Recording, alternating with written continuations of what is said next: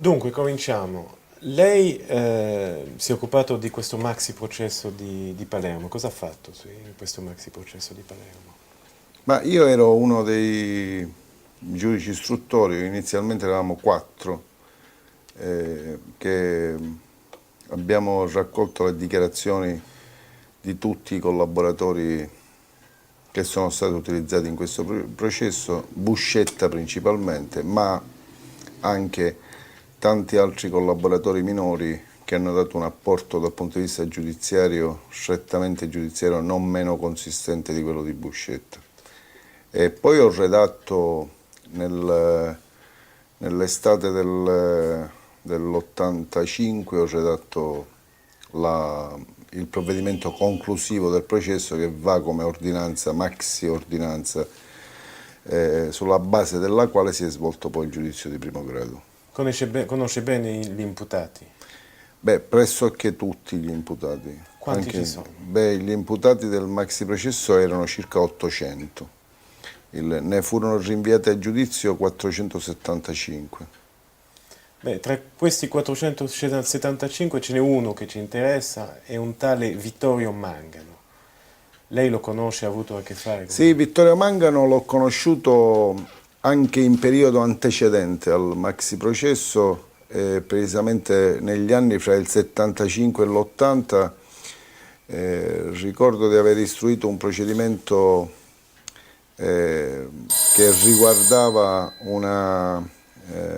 delle estorsioni fatte a carico di talune cliniche private palermitane.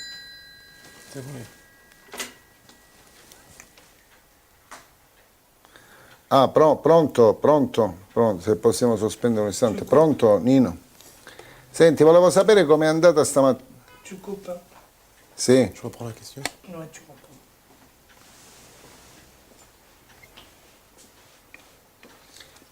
Soit en demi-plan là, hein, sur la question 1, Pierre.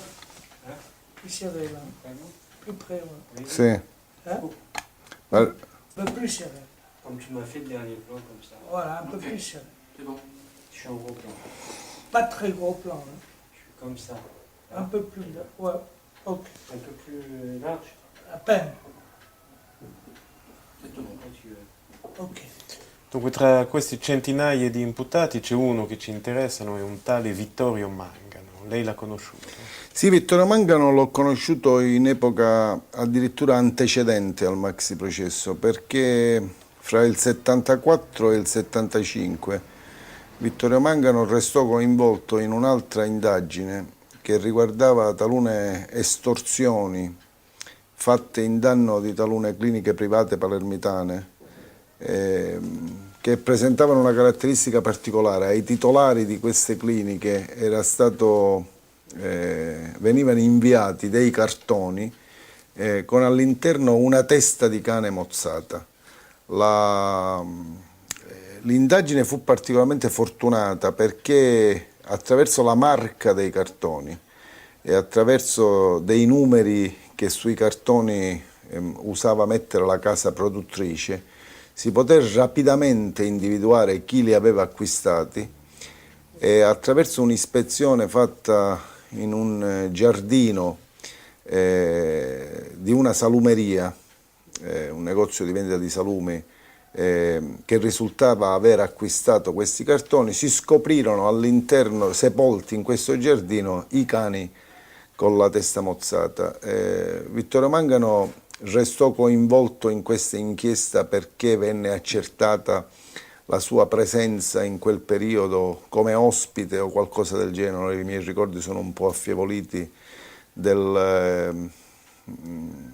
di questa famiglia, credo che si chiamasse Guddo, che era stata l'autrice materiale delle estorsioni. Fu processato, non ricordo quale sia stata l'esito del procedimento, però fu questo il primo incontro processuale che io ebbi con Vittorio Mangano, che poi ho ritrovato nel maxi processo perché Vittorio Mangano fu indicato sia da Buscetta che da Contorno come uomo d'onore appartenente a Cosa Nostra. Mangano, homme d'honneur appartenant à la Cosa Nostra, c'est ça qu'il dit. Oui, c'est ce que Sì. disent Buscetta Sì. e contorno. Ok. Uomo d'onore di che famiglia?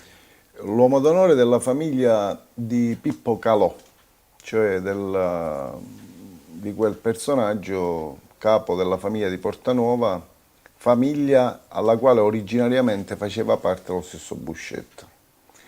Si accertò che il Vittorio Mangano, ma questo già risultava dal procedimento precedente che avevo istruito io, e risultava altresì da un procedimento, cosiddetto procedimento Spatola, che Falcone aveva istruito negli anni immediatamente precedenti al maxiprocesso, che Vittorio Mangano risiedeva abitualmente a Milano,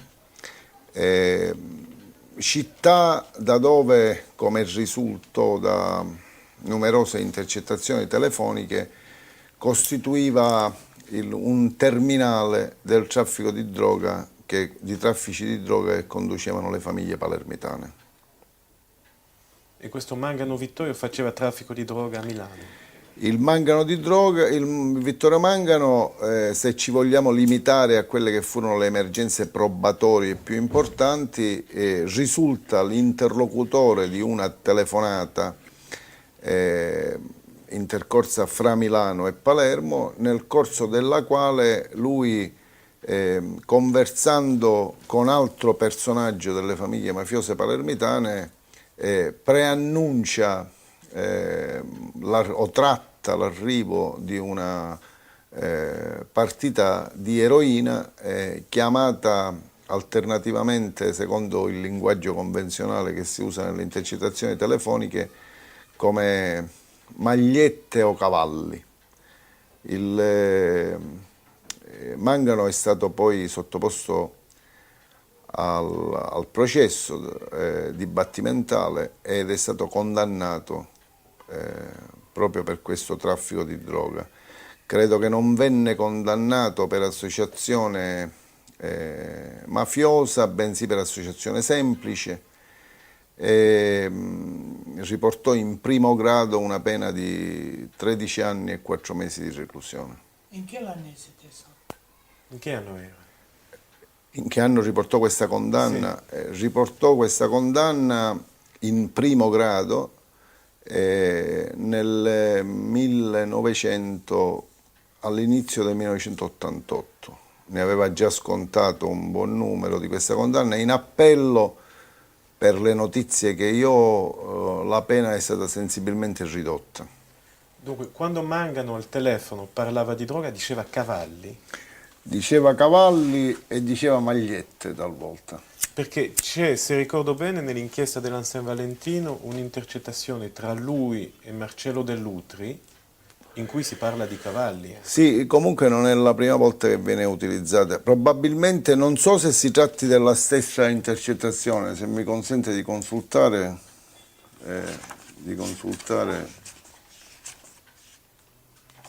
No, questa intercettazione in cui si parla di cavalli è un'intercettazione che avviene fra lui e uno della famiglia degli Inserillo. Ma ce n'è un'altra nella Sì. San Valentino Sì. con lui e Dell'Utri. Sì, il processo di San Valentino, sebbene io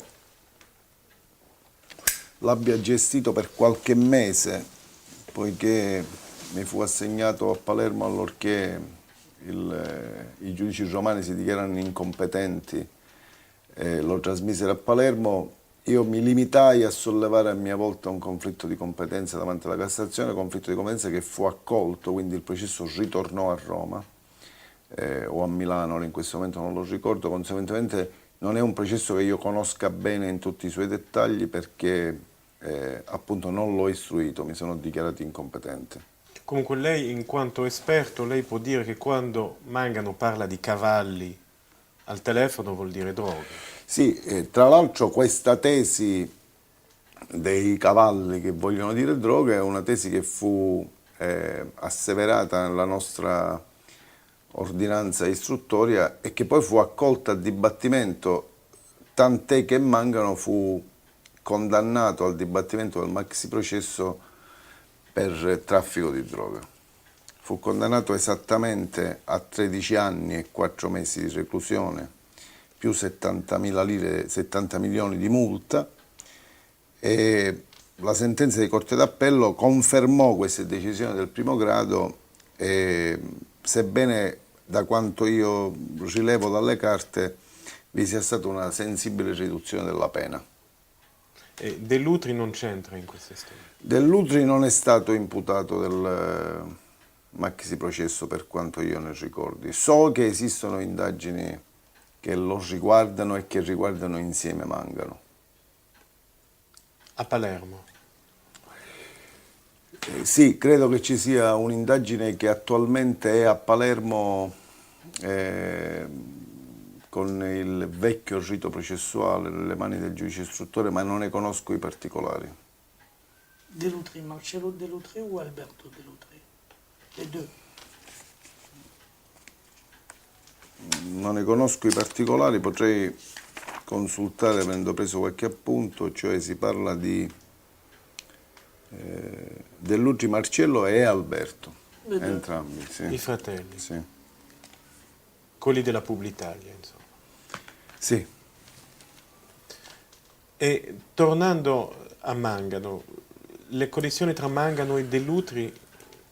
Si tratta di atti processuali delle quali non mi sono personalmente occupato, quindi sulle quali non potrei riferire nulla con cognizione di causa. Posso ulteriormente riferire che successivamente al maxi processo, o almeno all'istruzione del maxi processo, di questo Vittorio Mangano parlò pure Calderone, che lo ribadì la sua posizione di uomo d'onore e parlò di un incontro con Mangano avuto da Calderone, credo nella villa nella tenuta agricola di Michele Greco, insieme, dove lo conobbe mentre si era ivi recato dopo aver compiuto un omicidio, almeno questo lo dice Calderone, assieme a Rosario Riccobono.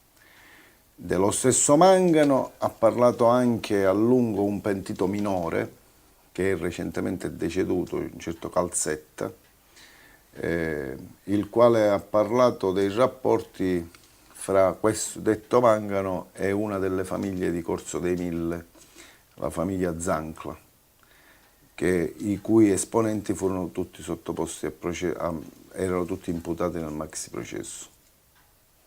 La prima volta che l'ha visto quando era Mangano?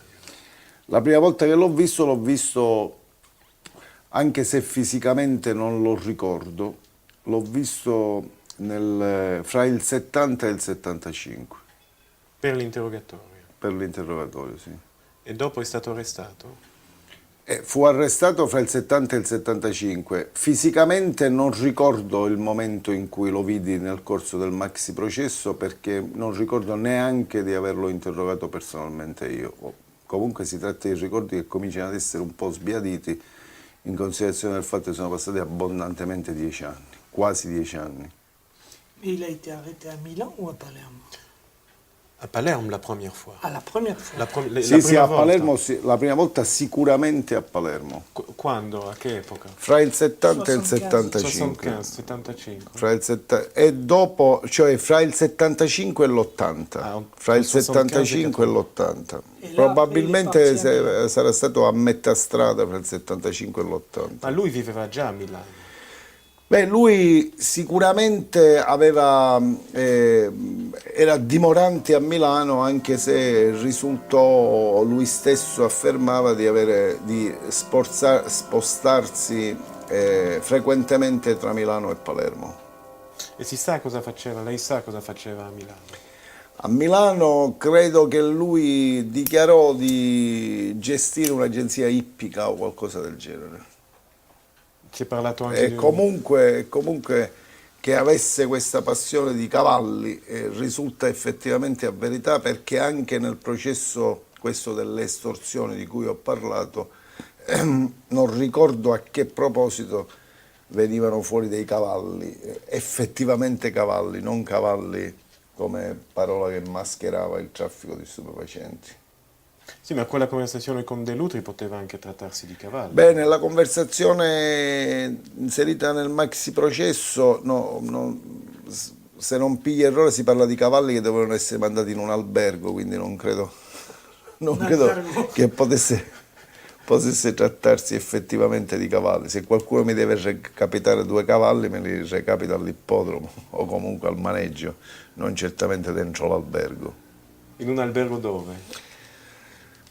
Ho vaghi ricordi, ma probabilmente si tratta del Plaza o di qualcosa del genere, sì. Di che città? Di Milano, Ah, per di più, sì. ho capito. E a Milano non ha altre precisioni sulla sua vita, su cosa faceva, su... Guardi, se avessi possibilità di consultare gli atti del procedimento, molti ricordi mi riaffiorerebbero, ma ripeto, si tratta di ricordi ormai un po' sbiaditi dal tempo. Perché si è detto che ha lavorato per Berlusconi. Non le saprei dire in proposito, anche se devo far presente che come magistrato ho una certa ritrosia a dire le cose di cui non sono certo, poiché ci sono addirittura, so che ci sono addirittura ancora delle indagini in corso in proposito, per le quali non conosco addirittura quali degli atti siano ormai conosciuti ed ostensibili e quali debbono rimanere segreti. Questa vicenda che riguarderebbe i suoi rapporti con Berlusconi è una vicenda che la ricordi o non la ricordi, comunque è una vicenda che non mi appartiene, non sono io il magistrato che se ne occupa, quindi non mi sento autorizzato a dirle nulla. Ma c'è un'inchiesta ancora aperta. So che c'è un'inchiesta ancora aperta. Sur Mangano E Berlusconi, e Berlusconi. a Palermo. Su Mangano credo proprio di sì. O comunque ci sono delle indagini istruttorie che riguardano rapporti di polizia concernenti anche il Mangano. Et concernant quoi, c'est ça? Il y a des rapports, mais il ne peut pas nous dire puisqu'il y a le secret de l'instruction. Il y a le secret de l'instruction. Et l'enquête est toujours en cours. Questa parte dovrebbe essere richiesta a Guarnotta, che ne ha la disponibilità, quindi non so io se sono cose che possono dirsi in questo momento. Ma lui comunque era uomo d'onore negli anni 70. Beh, secondo le dichiarazioni di Buscetta, Buscetta lo conobbe già come uomo d'onore in un periodo in cui furono detenuti assieme a Palermo, periodo antecedente agli anni '80. Ritengo che Buscetta si riferisca proprio al periodo in cui Mangano fu detenuto a Palermo a causa di quelle estorsioni del processo dei cani con le teste mozzate di cui ho parlato prima. Ma Buscetta come fa a dire che Mangano era un uomo d'onore? Evidentemente Buscetta precisa ogni qualvolta indica una persona come uomo d'onore, precisa quali siano state le modalità di presentazione di cui lui ha parlato in generale nelle sue dichiarazioni e poi specificamente ne parla con riferimento a ogni singola persona accusata, cioè la presenza di un terzo uomo d'onore che, garantendo della qualità di entrambe le persone che si presentano, presenta l'uno all'altro e l'altro all'uno. È un rito. Secondo il rituale, si tratta proprio di un rituale descritto non soltanto da Buscetta, ma descritto anche da Contorno e descritto da tutti i pentiti, descritto da Calderone e descritto da altri pentiti minori. Gli uomini d'onore non possono scambievolmente presentarsi se non vi è la presenza di un terzo uomo d'onore che già è stato presentato ad entrambi e quindi si è in grado di rivelare all'uno la qualità di uomo d'onore dell'altro. È un rito di Cosa Nostra del quale abbiamo trovato decine e decine di conferme. Lei nelle sue carte non ha la data esatta dell'arresto di Mangano negli anni 70?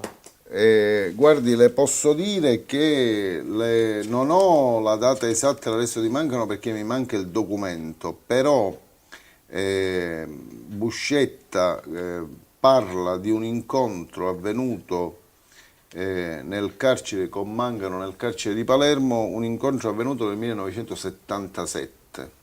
67. Mangano negò in un primo momento che vi fosse stata questa possibilità di incontro tra lui e Buscetta. Gli accertamenti espletati permisero di accertare che sia il Mangano che il Buscetta erano stati detenuti assieme a Lucerdone proprio nel 1977 e probabilmente forse in qualche anno prima o dopo il 77. 77 vuol dire che era dopo che Mangano aveva cominciato a lavorare per Berlusconi. Da quanto sappiamo lui ha cominciato a lavorare nel 75. 75 il a dû C'est commencer. 82 qu'il est là-bas. Non, mais il a commencé comme intendant en 75 là-bas. C'est pas sûr, tu n'as pas la preuve. Le posso dire che sia Mangano che Buscetta, sia Buscetta che Contorno non forniscono altri particolari circa il momento in cui Mangano sarebbe stato fatto uomo d'onore. Il y a une chose que je voudrais savoir, c'est comment Mangano et Dell'Utri se sont connus, s'ils se sont connus ça, d'après lui. C'est ça que je voudrais savoir. Lei sa come Mangano e Dell'Utri si sono conosciuti? No, non lo so perché questa parte dei rapporti di Mangano, ripeto, non fa parte delle indagini che ho svolto io personalmente, conseguentemente quello che ne so io è quello che può risultare dai giornali o da qualsiasi altra fonte di conoscenza, non è comunque mai una conoscenza professionale mia.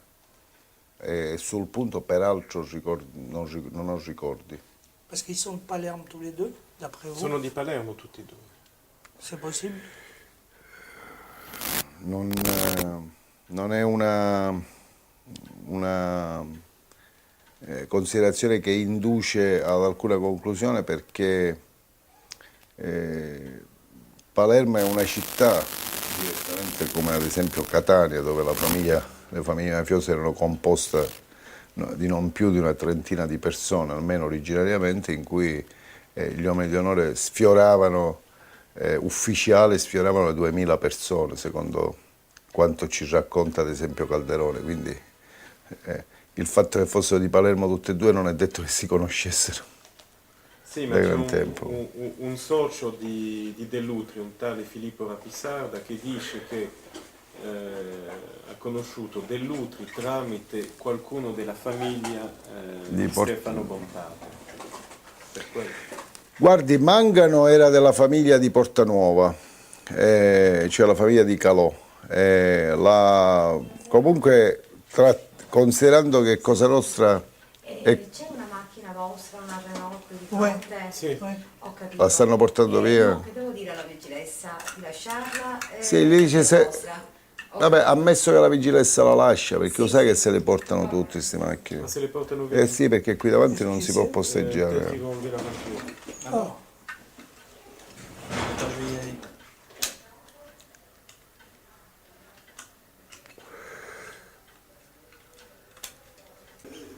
No, sua moglie che bisogna spostare la macchina. Che Io temo di sì, perché non è Sì, la sì. prima volta che viene qualcuno a trovarmi e poi quando scende la macchina non non la c'è più la trova più. macchina. Questi sono i scherzi normali. Ti rifaccio la domanda. C'è un socio di Marcello Dell'Utri, tale Filippo Rapisarda, che dice che questo Dell'Utri gli è stato presentato da uno della famiglia di Stefano Bontate. Beh, considerato che Mangano, ricordo, appartenesse alla famiglia di Pippo Calò, evidentemente non sarà stato non sarà stato qualcuno cioè non saprei individuare chi potesse averglielo presentato. Comunque tenga presente che nonostante Palermo sia la città della Sicilia dove le famiglie mafiose erano più numerose, si è parlato addirittura in certi periodi almeno di 2000 uomini d'onore, con famiglie numerosissime. La famiglia di Stefano Bontate sembra che in certi periodi ne contasse almeno 200. Si trattava comunque di famiglie appartenenti ad una unica organizzazione, cioè Cosa Nostra, e quindi i cui membri in gran parte si conoscevano tutti, e quindi è presumibile che questo Rapisarda riferisca una circostanza vera. Lei Rapisarda ne ha sentito parlare? Rapisarda, so dell'esistenza di Rapisarda, non me ne sono mai occupato personalmente. A Palermo c'è un giudice che se ne è occupato? Credo che attualmente se ne occupi, se vi è una inchiesta aperta anche nei suoi confronti, se ne occupi il giudice istruttore, cioè l'ultimo degli cioè il collega Guarnotta, cioè l'ultimo degli appartenenti al pool antimafia che è rimasto in quell'ufficio a trattare i processi che ancora si svolgono col vecchio codice di procedura penale. Perché a quanto pare Rapisarda, Dell'Utri erano in affare con Ciancimino tramite un tale Alamia. Che Alamia fosse in affari con Ciancimino è una circostanza da me conosciuta e che credo risulti anche da qualche processo che si è già celebrato. Per quanto riguarda Dell'Utri e Rapisarda non so fornirle particolari indicazioni, trattandosi, ripeto sempre, di indagini di cui non mi sono occupato personalmente. Ma questo Ciancimino, ex sindaco di Palermo, è un mafioso. Ciancimino è stato colpito da mandato di cattura nel periodo in cui io lavoravo ancora a Palermo presso l'ufficio di istruzione proprio per la sua supposta appartenenza a Cosa Nostra. Procedimento che si è svolto a dibattimento in epoca estremamente recente e nel corso del quale è stato condannato. Conseguentemente è stato accertato giudizialmente, almeno in primo grado, la sua appartenenza a Cosa Nostra. A cosa è stato condannato? Non ricordo esattamente, si tratta di una sentenza di qualche mese fa, della quale comunque non ricordo la condanna, non ricordo gli anni relativi alla condanna. È chiaro che quando si fa riferimento a Cosa Nostra, dal punto di vista dell'organo giudiziario penale italiano, non viene considerato sempre necessario che la persona sia uomo d'onore all'interno di Cosa Nostra, perché queste sono regole dell'ordinamento giuridico mafioso. In Italia, secondo l'ordinamento giuridico statuale, si può essere condannati per 416 bis, cioè per associazione mafiosa, anche non appartenendo ritualmente a seguito di una regolare e rituale iniziazione a Cosa Nostra. Faccio l'esempio, peraltro molto diffuso nelle indagini che sono state fatte, di una famiglia mafiosa che si avvale di Cosa Nostra, che si avvale per la consumazione, abitualmente per la consumazione di taluni delitti di sangue di giovani non ancora inseriti in Cosa Nostra, diciamo in periodo di tirocinio. Questo, secondo l'ordinamento giuridico statuale, questi giovani killer che vengono reclutati da Cosa Nostra, ma non ancora ritualmente inseriti secondo la rituale cerimonia nell'organizzazione, fanno comunque parte dell'organizzazione criminosa secondo l'ordinamento giuridico statuale. Et comment, je voudrais revenir juste sur un truc, comment lui, il peut analyser en tant qu'homme, hein, là je parle, la fusion entre guillemets, par exemple, d'industriels, de publicistes de renom comme Dell'Utri ou comme Berlusconi comme un industriel, avec des gens d'honneur de la mafia et tout, ou d'autres, pas uniquement ces deux cas, si tu veux. Comment il peut analyser ça? Pourquoi la Cosa Nostra s'intéresse à comment cette fusion peut se faire? Lei in quanto uomo, non più in quanto giudice, come giudica la fusione che si opera, che abbiamo visto operarsi tra industriali al di sopra di ogni sospetto come Berlusconi o Dell'Utri e uomini di onore di Cosa Nostra? Cioè Cosa Nostra si interessa all'industria? Come... Beh, a prescindere da ogni riferimento personale, perché ripeto, con riferimento a questi nominativi che li ha fatti, io non ho personali elementi tali da poter esprimere opinioni, ma considerando la faccenda nel suo atteggiarsi generale, allorché l'organizzazione mafiosa, la quale sino agli anni 70, sino all'inizio degli anni 70, aveva avuto una caratterizzazione di interessi prevalentemente agricoli o al più di sfruttamento di aree edificabili.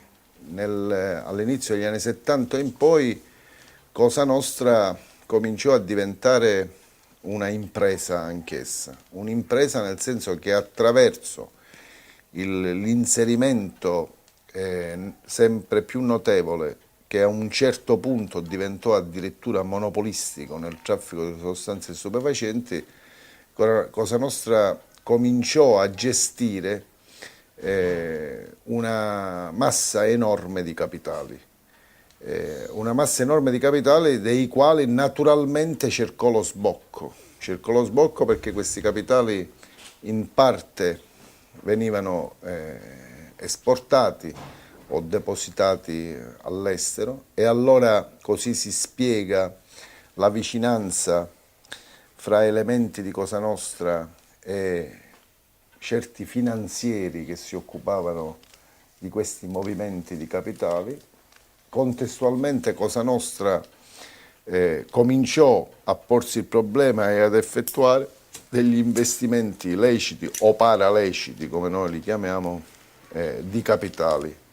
Naturalmente per questa ragione cominciò a seguire vie parallele e talvolta tangenziali alla industria operante anche nel nord, della quale in certo qual modo, alla quale in un certo qual modo si avvicinò per poter utilizzare le quelle capacità imprenditoriali al fine di far fruttare questi capitali dei quali si era trovato in possesso. Dunque lei mi dice che è normale che Cosa Nostra si interessa a Berlusconi? È normale il fatto che chi è titolare di grosse quantità di denaro cerca gli strumenti per poter questo denaro impiegare, sia dal punto di vista del riciclaggio, sia dal punto di vista di far fruttare questo denaro.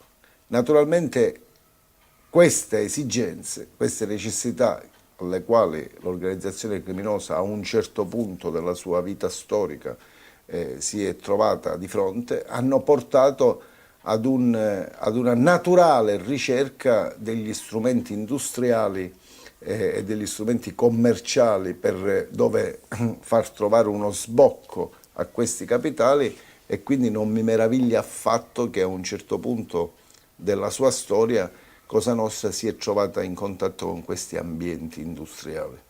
E uno come Mangano può essere l'elemento di connessione tra questi due mondi? Beh, guardi, Mangano era una persona che già in epoca ormai, diciamo, databile,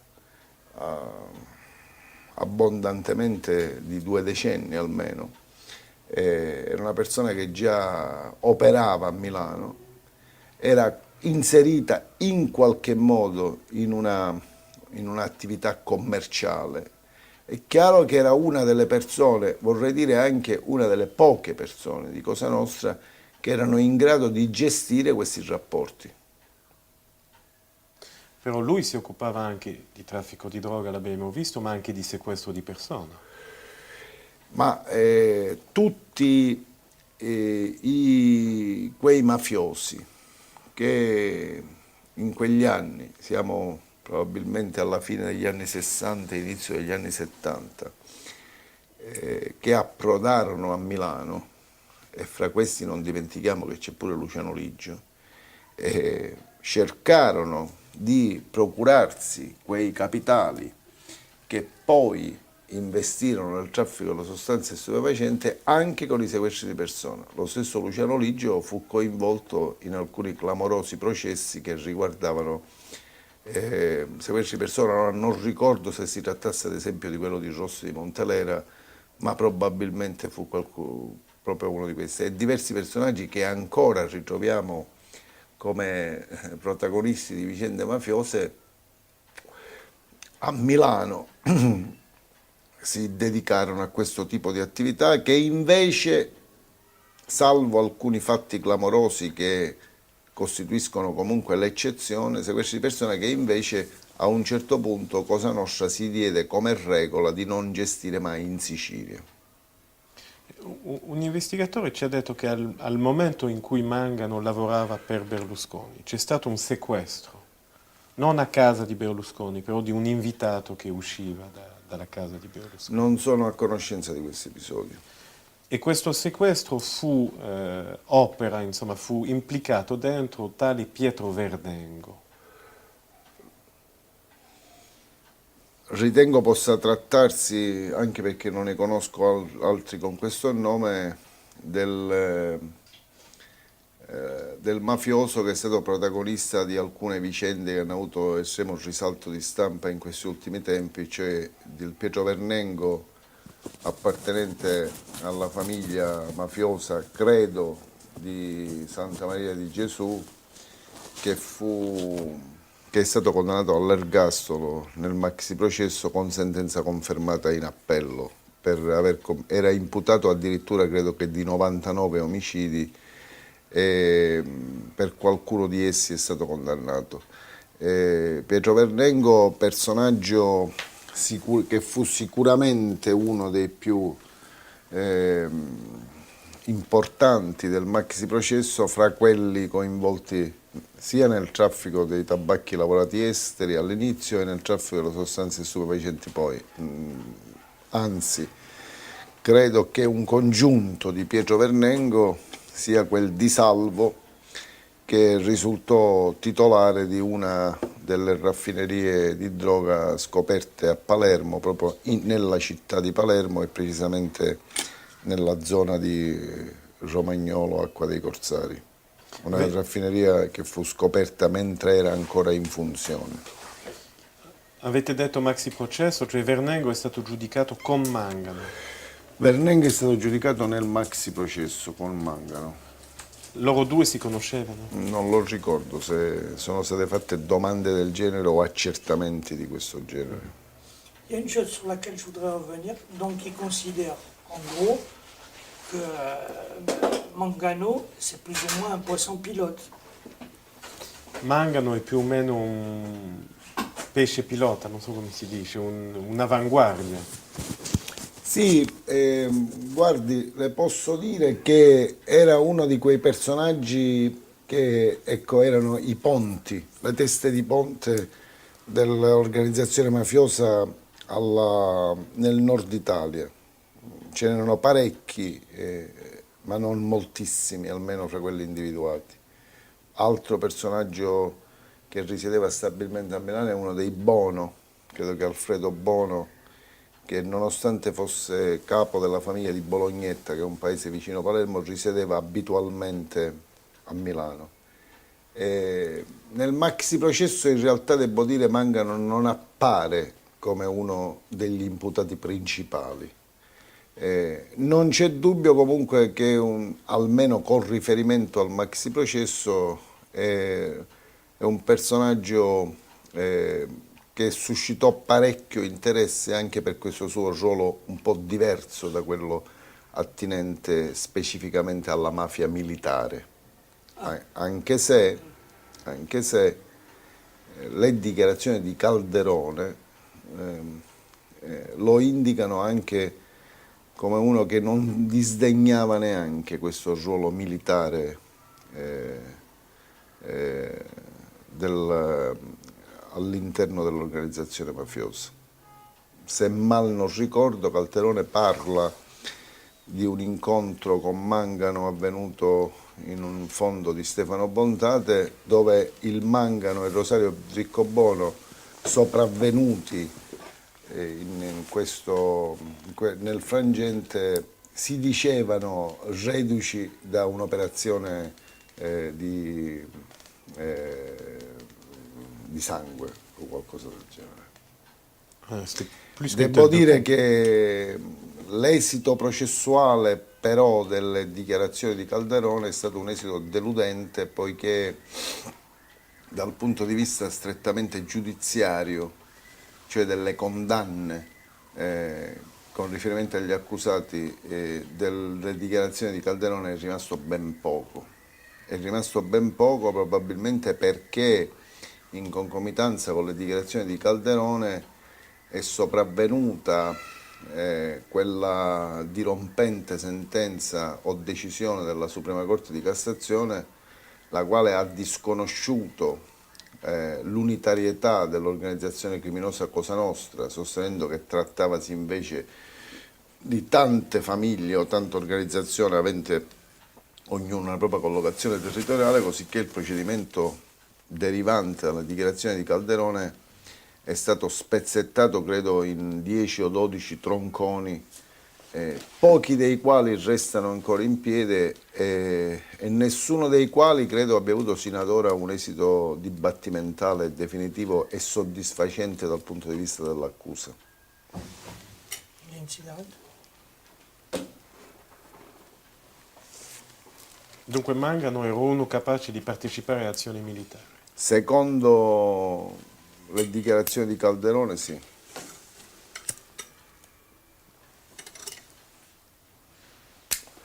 Quale azione militare non si sa. Ma ripeto, il Calderone parla di un incontro con questo Mangano avvenuto nel fondo di Bontade, nel quale Mangano e Rosario Riccoboni si dicevano reduci di un'azione di sangue. Quando? Il periodo è sicuramente, credo che sia un periodo di poco precedente all'omicidio di Cristina, quindi dovremmo essere prima del 1978. Subito dopo la sua scarcerazione. Non saprei essere più preciso perché dovrei consultare gli atti.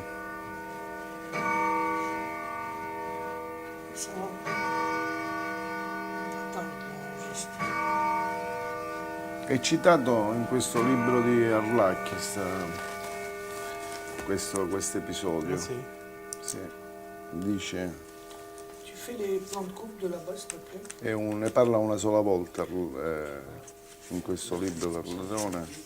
Dice nel 1976, un giorno del 76, quindi io ricordavo 77. Mi trovavo alla tenuta Favarella assieme a Pippo, eravamo seduti a discutere con Michele Greco. Ecco, non è Bontade, è Michele Greco, ora che io ricordavo la tenuta di Bontade mentre si tratta della tenuta di Michele Greco. Seduto a discutere con Michele Greco quando arrivarono Rosario Riccoboni e Vittorio Mangano, commodoro di Pippo Calò, che avevo già incontrato a Milano. Erano venuti per informare Greco dell'avvenuta esecuzione di un ordine. Avevano appena eliminato il responsabile del sequestro di una donna e avevano pure liberato l'ostaggio. Penso di ricordare anche a quale delitto si riferisce. Qual era? Si riferisce il Calderone. Credo che perché in quell'epoca credo che venne sequestrata a Monreale una certa Gabriella o Graziella Mandalà, la quale qualche giorno dopo, credo appena 8 giorni dopo, ricomparve, diciamo, fu liberata, e subito dopo si verificarono tutta una serie di delitti estremamente raccapriccianti. Un tizio che probabilmente era sospettato di aver partecipato a questo sequestro fu ritrovato addirittura nella circonvallazione dentro un sacco di Calderone con riferimento al suo incontro con Mangano. Fatto da Mangano. Calderone lascia capire in questo modo. Almeno da queste dichiarazioni che vedo riportate nel libro di Pino Arlacchi, anzi credo che Calderone cita proprio questo fatto che mi ha fatto ricordare Sì, le vittime avevano tratto un'uccisione fatta da Ligio di 2 donne, della quale una viene stuprata e uccisa, una ragazza di 14 o 15 anni viene stuprata e uccisa subito dopo. Si tratterebbe un delitto analogo a quello per cui un tizio stamattina è stato... Ci sono tutta una serie di appunti, di schede di computer, attraverso le quali occorre però risalire alla documentazione, delle quali alcuni sono sicuramente ostensibili perché fanno parte del maxi processo e ormai il maxi processo è conosciuto, è pubblico. Alcuni non lo sono perché riguardano indagini in corso, li dovrei far esaminare da Guarnotta per poi... No, dicevo solo quei fogli di computer. Sì, però qualcuno di questi fogli di computer riguarda per esempio sta faccenda di Dell'Utri, Berlusconi, e non so fino a che punto sono ostensibili. Io glieli do. L'importante è che lei non dica che gliel'ho dato io. No. Sono soltanto, ecco, questo computer è organizzato in questo modo, questo è un indice sostanzialmente. Perché attraverso queste indicazioni noi cerchiamo Vittorio Mangano e il computer ci tira fuori tutti gli indici degli atti dove sappiamo che c'è il nome Vittorio Mangano. Però non sono gli atti, è l'indicazione di come si possono andare a trovare. Perché poi il processo è microfilmato, c'è lì una cosa, si cerca il microfilm e si tirano fuori. Cosa non sempre facile, perché ormai questi bobine di microfilm sono diventate numerosissime.